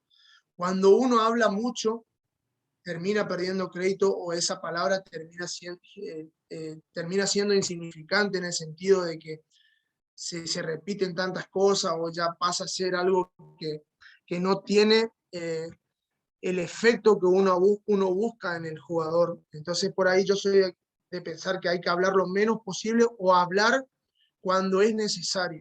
Y cuando uno va a organizar una tarea, siempre hablamos de ese principio del entrenamiento, que es la conciencia. El jugador tiene que saber para qué hace cada cosa, bueno, y en esa explicación tenemos que ser simple, concretos, explicar la tarea de la manera más fácil posible, que el jugador la pueda entender, y que fácil y rápido pueda entender para qué lo hace.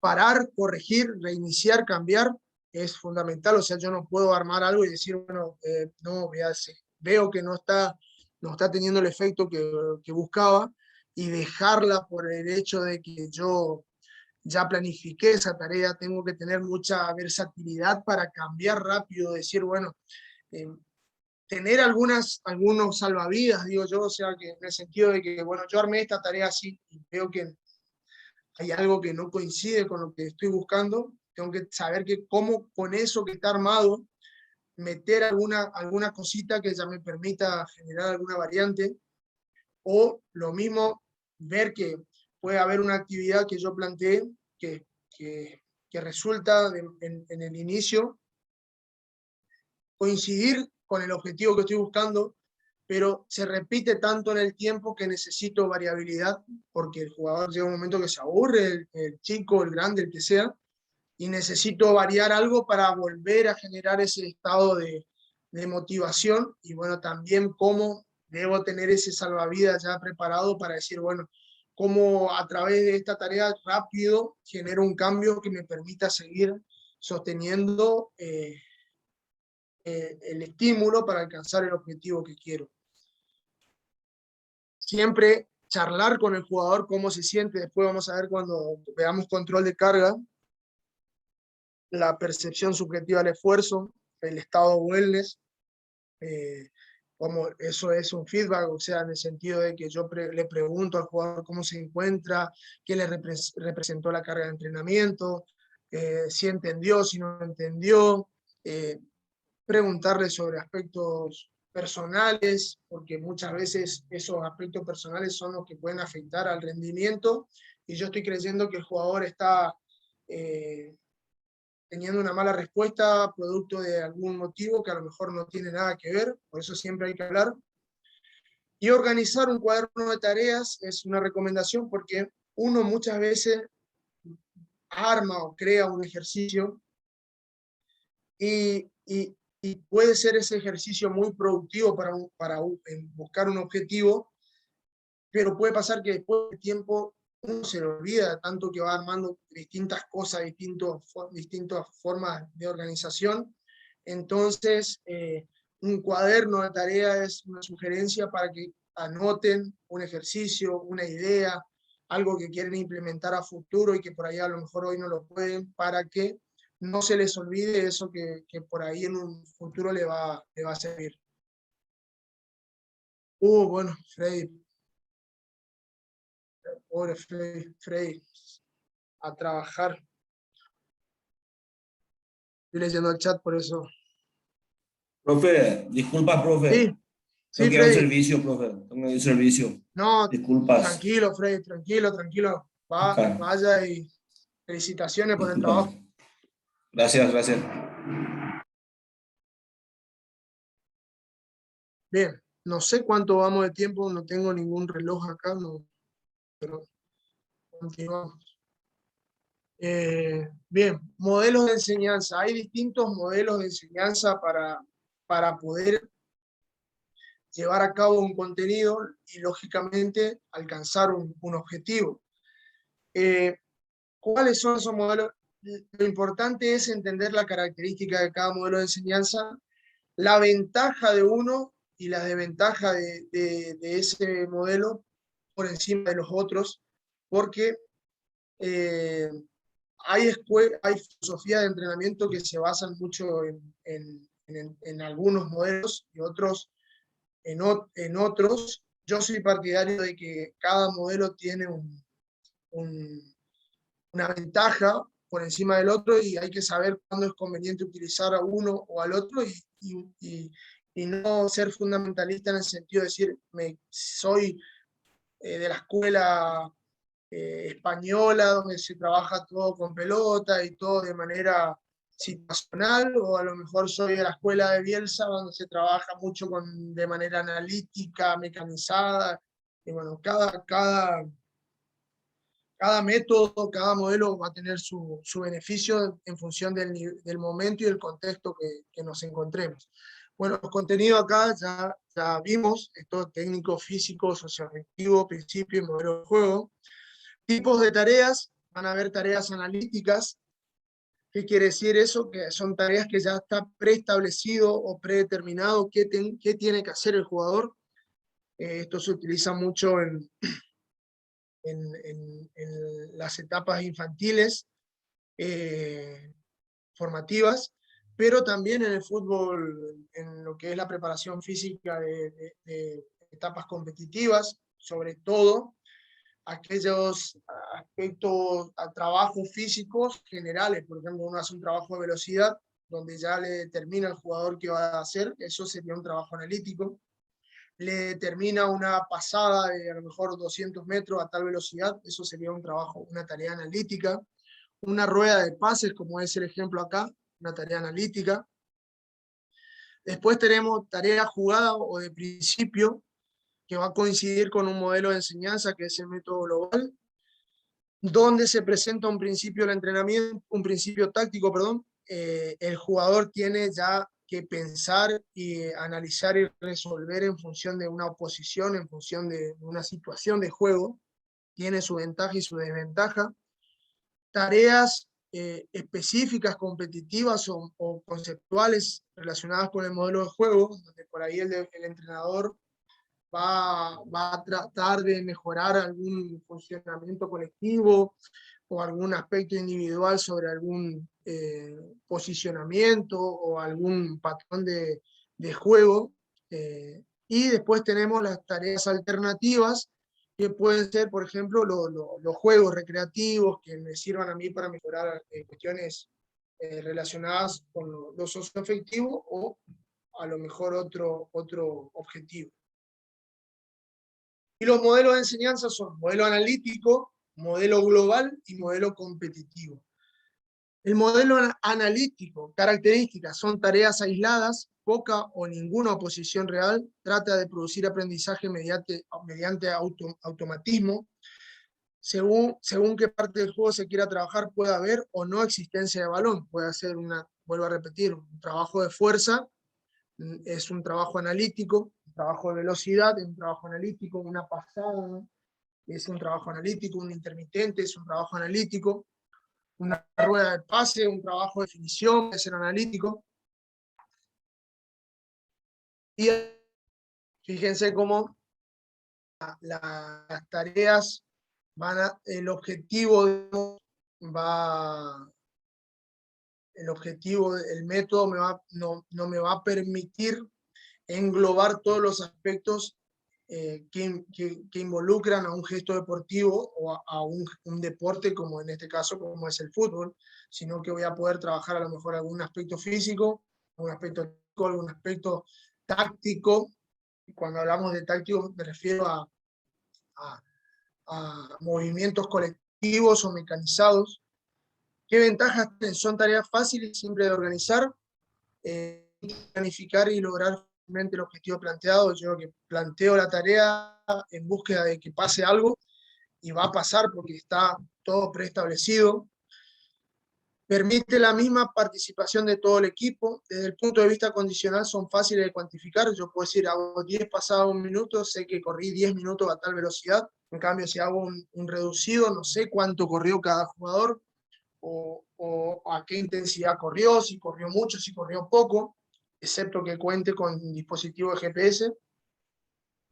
La desventaja separa las diferentes partes del juego y no entiende en su conjunto. Es decir, yo puedo decirle a un jugador de fútbol, corre 20 metros en velocidad para allá, frená y corre 20 metros para allá, y no tiene las características propias del juego. El deportista en una situación de juego debe correr, realizar un sprint sin saber hacia dónde se va a dirigir, porque el cambio de orientación del balón, la respuesta del rival van a determinar hacia dónde debo correr.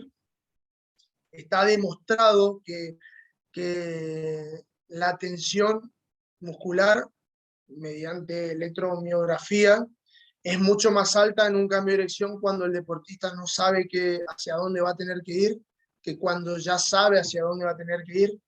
Pues por eso que puede pasar que está más propenso a lesiones en una competencia cuando realiza un sprint que cuando realizan una sesión de entrenamiento. La tensión muscular es mucho más elevada. Y también no está esa fase del gesto deportivo que es el análisis y la toma de decisión, porque yo ya le digo qué debe hacer el deportista. Pero puede servir como un aspecto progresivo en el entrenamiento, y sobre todo sirve para desarrollar aquellos aspectos relacionados con las cualidades físicas. O sea, yo puedo estimular la velocidad a tal distancia, con tal característica, utilizando el método analítico. El modelo global, desarrollo simultáneo integrado de los factores. O sea, yo acá sí ya puedo utilizar una tarea donde trabaje lo físico, donde trabaje la técnica, donde trabaje la táctica, donde trabaje lo psicológico, lo cognitivo. Para eso voy a tener siempre en cuenta los principios tácticos y el método va a ser una tarea jugada, no un reducido, como se dice, porque puede haber una tarea jugada que sea reducida en jugadores, pero que en espacio relativo sea mayor a lo que es una competencia. Concepto de tarea jugada: situaciones motrices y lúdico-deportivas, parlevas, duelo colectivo en espacios comunes y con participación simultánea, espacio reducido y o menor número de jugadores, eso es lo que decía recién, situaciones próximas a la de competición. Ventaja de la aplicación del método global o de una tarea jugada: las acciones son similares a las de una competencia, no iguales, pero son similares. El jugador debe pensar, debe tomar decisiones. Me permite optimizar el tiempo porque yo puedo trabajar un montón de contenidos o aspectos en una misma tarea. Mantengo al deportista o al niño más contento porque son tareas que lo motivan a entrenar, y me permite desarrollar el modelo de juego. O sea, yo con una tarea jugada ya estoy infiriendo en cómo quiero que juegue después mi equipo. Las limitaciones: dificultad para monitorizar de manera objetiva las mejoras, o sea, si mejora o no mejora haciendo tal tarea. La carga de entrenamiento yo no puedo conocer claramente si no cuento con los dispositivos GPS, porque un deportista puede correr más, otro puede correr menos, el nivel de carga representativa para uno puede ser una cosa, para el otro puede ser otra. Número de jugadores también, porque hay veces que yo digo, bueno, voy a armar un reducido de 6 versus 6 y resulta que tengo 14 jugadores, y si hago 7 contra 7 ya me cambia, o hago 6 versus 6, 3 equipos de 6 y resulta que tengo 20 jugadores y no puedo hacer 3 equipos. Siempre el número de jugadores me va a afectar a la organización de este tipo de tareas. La carga demandada es jugador dependiente, puede haber un jugador que corra más, otro jugador que corra menos, que se exija más o que se exija menos. La técnica también va a afectar a este tipo de trabajo, porque yo puedo decir, bueno, vamos a tratar de mejorar el ritmo del juego, de sostener ese nivel de esfuerzo, y si tengo jugadores que técnicamente tienen déficit, a lo mejor la tarea constantemente se vea entrecortada. Esto sería un ejemplo de qué es lo que es el método global. Son tareas donde hay distintos objetivos. Por ejemplo, acá un 8 versus 4, posesión, equipo que pierde el balón pasa a recuperar. Objetivo: trabajar la posesión y el pressing, desde el principio táctico, desde lo condicional, trabajar las aceleraciones y desaceleraciones de alta intensidad en aquellos que realizan la presión, porque los que hacen posesión tienen un nivel de esfuerzo bajo. Acá trabajar 4 versus 4 más 2, trabajar el pase entre líneas, buscando que, equipo con balón debe progresar, pasar a zona ofensiva, así juega 4 versus 2. Bueno, acá trabajar a lo mejor la finalización, la toma de decisión, dándole mayor facilidad al ataque que a la defensa. Acá trabajar la amplitud, porque a lo mejor el que tiene el balón tiene que mayor superioridad numérica y la posibilidad de utilizar una fase en una zona externa. Y bueno, eso sería el método global, digamos. Después tenés el modelo competitivo o fútbol condicionado, A través del fútbol condicionado, estableciendo las reglas condicionantes adecuadas y sin desvirtuar el propio juego, se pueden mejorar aspectos tácticos generales de nuestro modelo de juego de una manera divertida y creativa para los jugadores. El modelo global va a trabajar un principio táctico, puede ser la posesión, un ejemplo, pero no va a entrenar cómo yo quiero que mi equipo organice el ataque, de qué manera quiero que ataque, cómo sean las funciones y las prestaciones de cada puesto, de cada individuo en cada puesto, algunos aspectos colectivos entre 2 o 3 jugadores, o sea, yo todo eso lo voy a lograr con el modelo competitivo, que lógicamente está más relacionado con lo que hace un entrenador. No es que yo esté diciendo que esto tiene que ser un preparador físico, sino que hay que conocer nomás los distintos modelos de enseñanzas relacionados con el fútbol.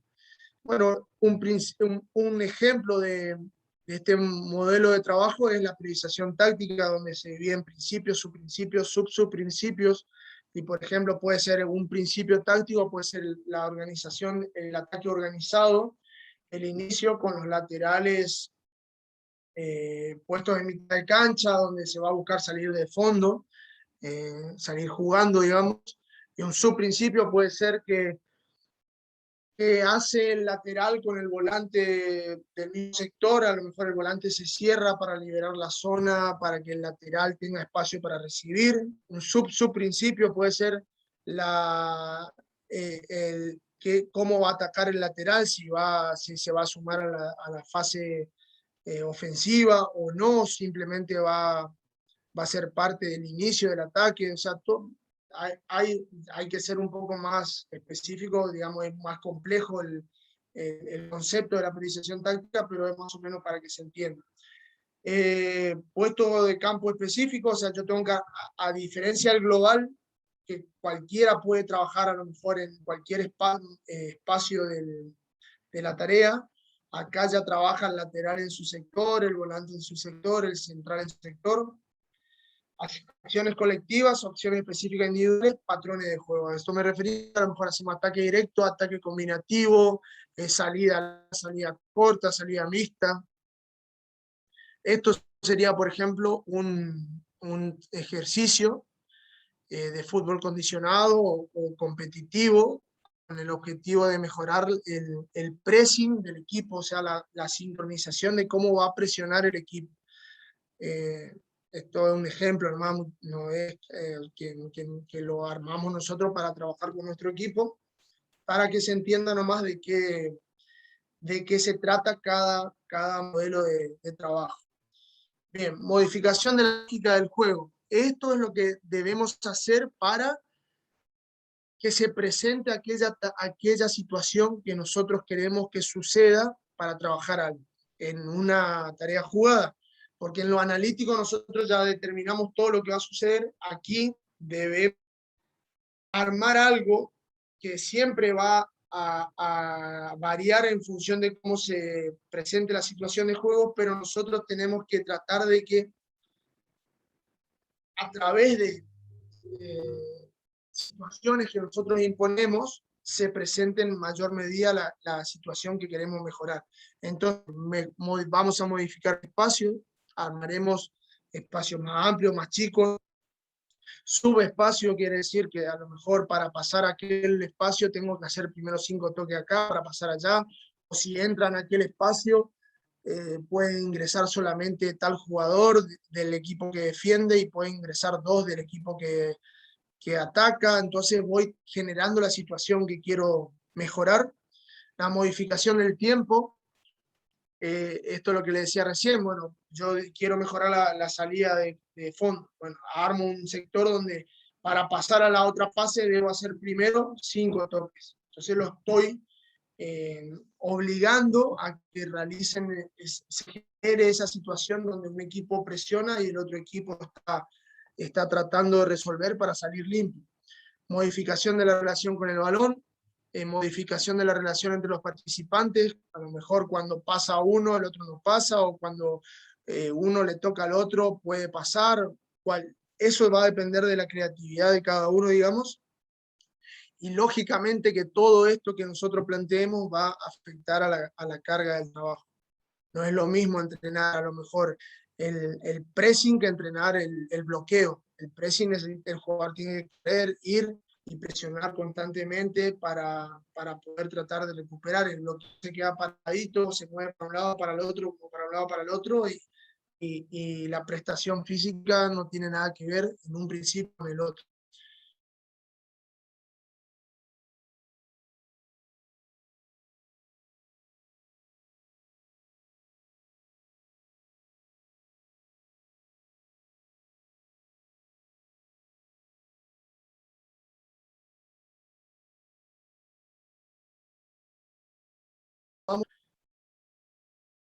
Es otro tema, lo vamos a dejar para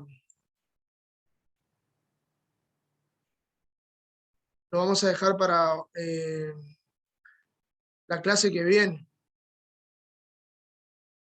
Si tienen algunas preguntas, alguna consulta, alguna duda, alguna inquietud, lo que sea que me quieran hacer sobre lo que vimos o sobre lo que va a venir, algo que por ahí están esperando que ver y que por ahí todavía no lo vieron, si se quieren sacar la duda si vamos a darlo o no, si quedó claro lo que vimos. Para mí quedó claro, clarísimo. Bueno, Sergio, gracias. Y bueno, ahora la idea es que ya la clase que viene ya empiece a ser un poquito más práctico todo, ¿entiendes? Vamos a empezar a ver la parte de fuerza, ya cómo diagramar una sesión, cómo programar la carga del entrenamiento de fuerza, qué tipos de ejercicios utilizar, y bueno, y después hacerlo en el gimnasio, en el campo, el día de la clase práctica. Yo creo que ahora a lo mejor por ahí le resultó un poquito más tedioso todo esto, pero vuelvo a repetirle, sin teoría no hay fundamento a la hora de tomar decisiones en el campo. Por eso la teoría también es importante en el entrenamiento.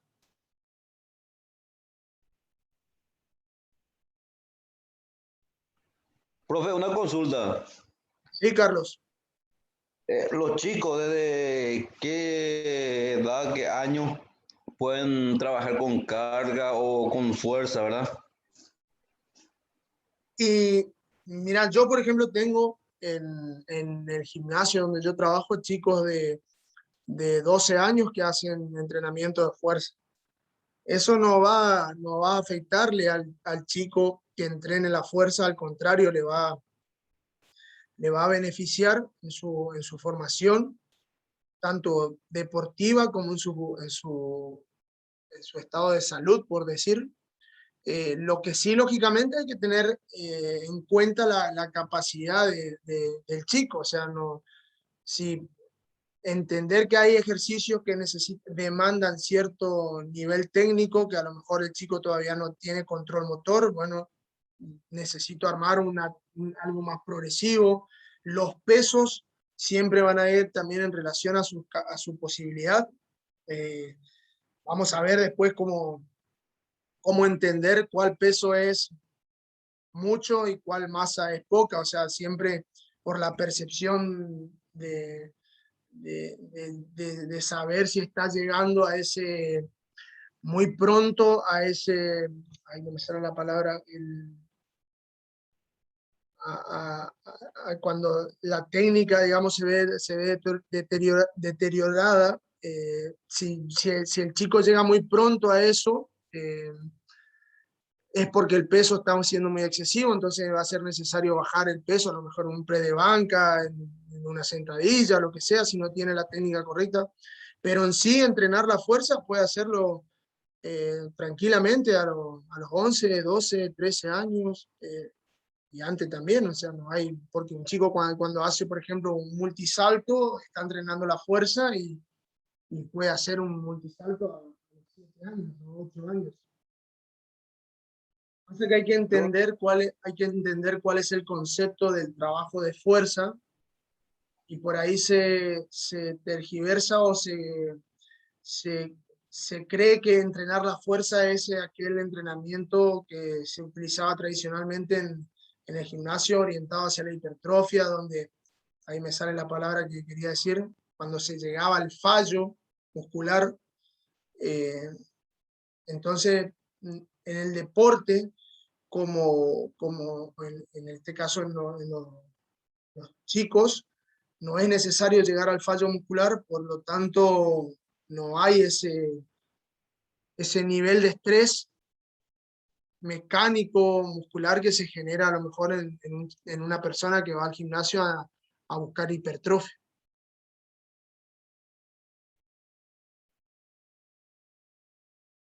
Ya, brother, ya. Después vamos a ver también, cuando hagamos en alguna clase práctica, vamos a ver cómo podemos armar una sesión de entrenamiento de fuerza, es que no varía mucho entre lo que, por ejemplo, yo tengo chicos de 12 años que realizan los mismos trabajos que realiza el plantel de primera división. Lo que sí cambia, lógicamente, son las cargas, o sea, la intensidad, no sé, utiliza un pre de banca y a lo mejor el chico de 12 años hace solo con la barra y los jugadores hacen con la barra y con, no sé, X cantidad de kilos de cada lado. O sea, siempre, y la intensidad de trabajo también varía. El chico a lo mejor puede hacer un poquito más de repeticiones porque se utiliza intensidades más bajas. Con el jugador de fútbol a lo mejor al utilizar intensidades más altas hace menos repeticiones y así.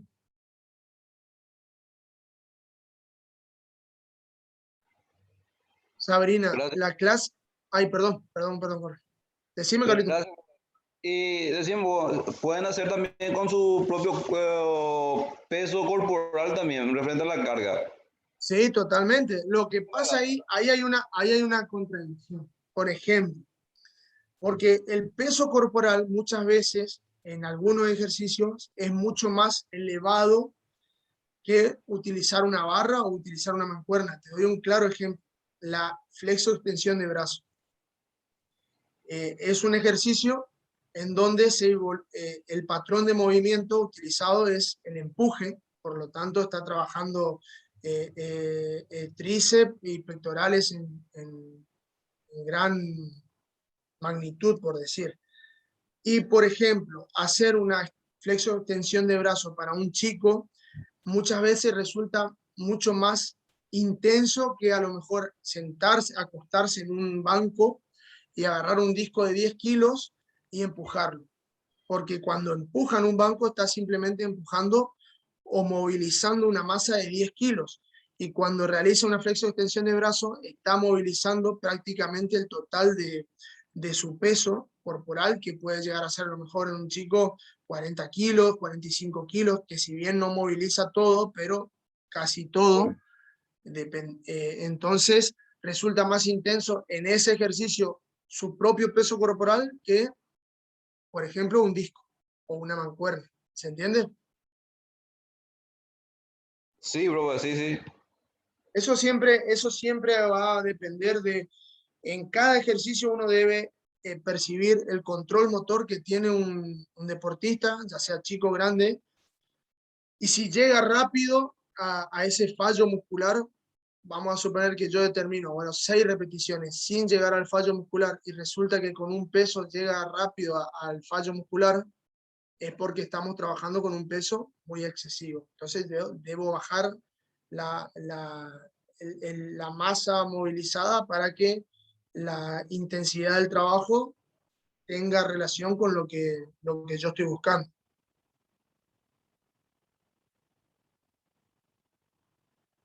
Sabrina, ¿cuándo va a ser la clase práctica? Bueno, vamos a tener una clase más teórica dentro de 15 días, que sería, acá miro el cronograma, hoy es 7, el 21, el martes 21 vamos a tener nuevamente clase y vamos a programar la clase práctica para o ese mismo fin de semana, 25, sábado 25, o el 2. Eso voy a hablar con con la gente de la administración, digamos, y dependiendo de lo que ellos me digan, va a ser o el 25 de septiembre o el 2 de octubre. La primera clase. Y de ahí ya todos los meses vamos a tener una clase práctica. Serían 2 clases teóricas, una práctica.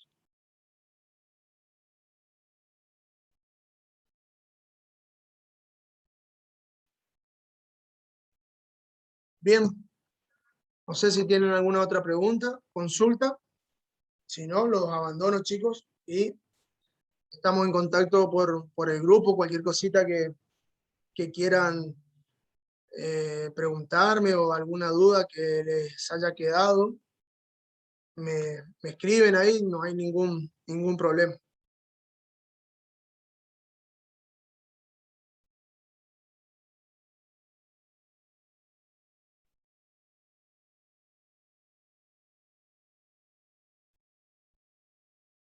Estamos. Bueno, Lili, abandono el grupo. Sí, profe, ya todo tranqui. Ya no hay Dale. ninguna pregunta para el profe. Ninguna. Estamos. Bueno, profe, muy ¿Listo? buenas noches, buen Gusto. descanso Dale. y nos encontramos dentro de 15 días, profe. Gracias, Lili. Gracias, chicos, Dale, chao, chicas. chao. Saludos a todos. Chau.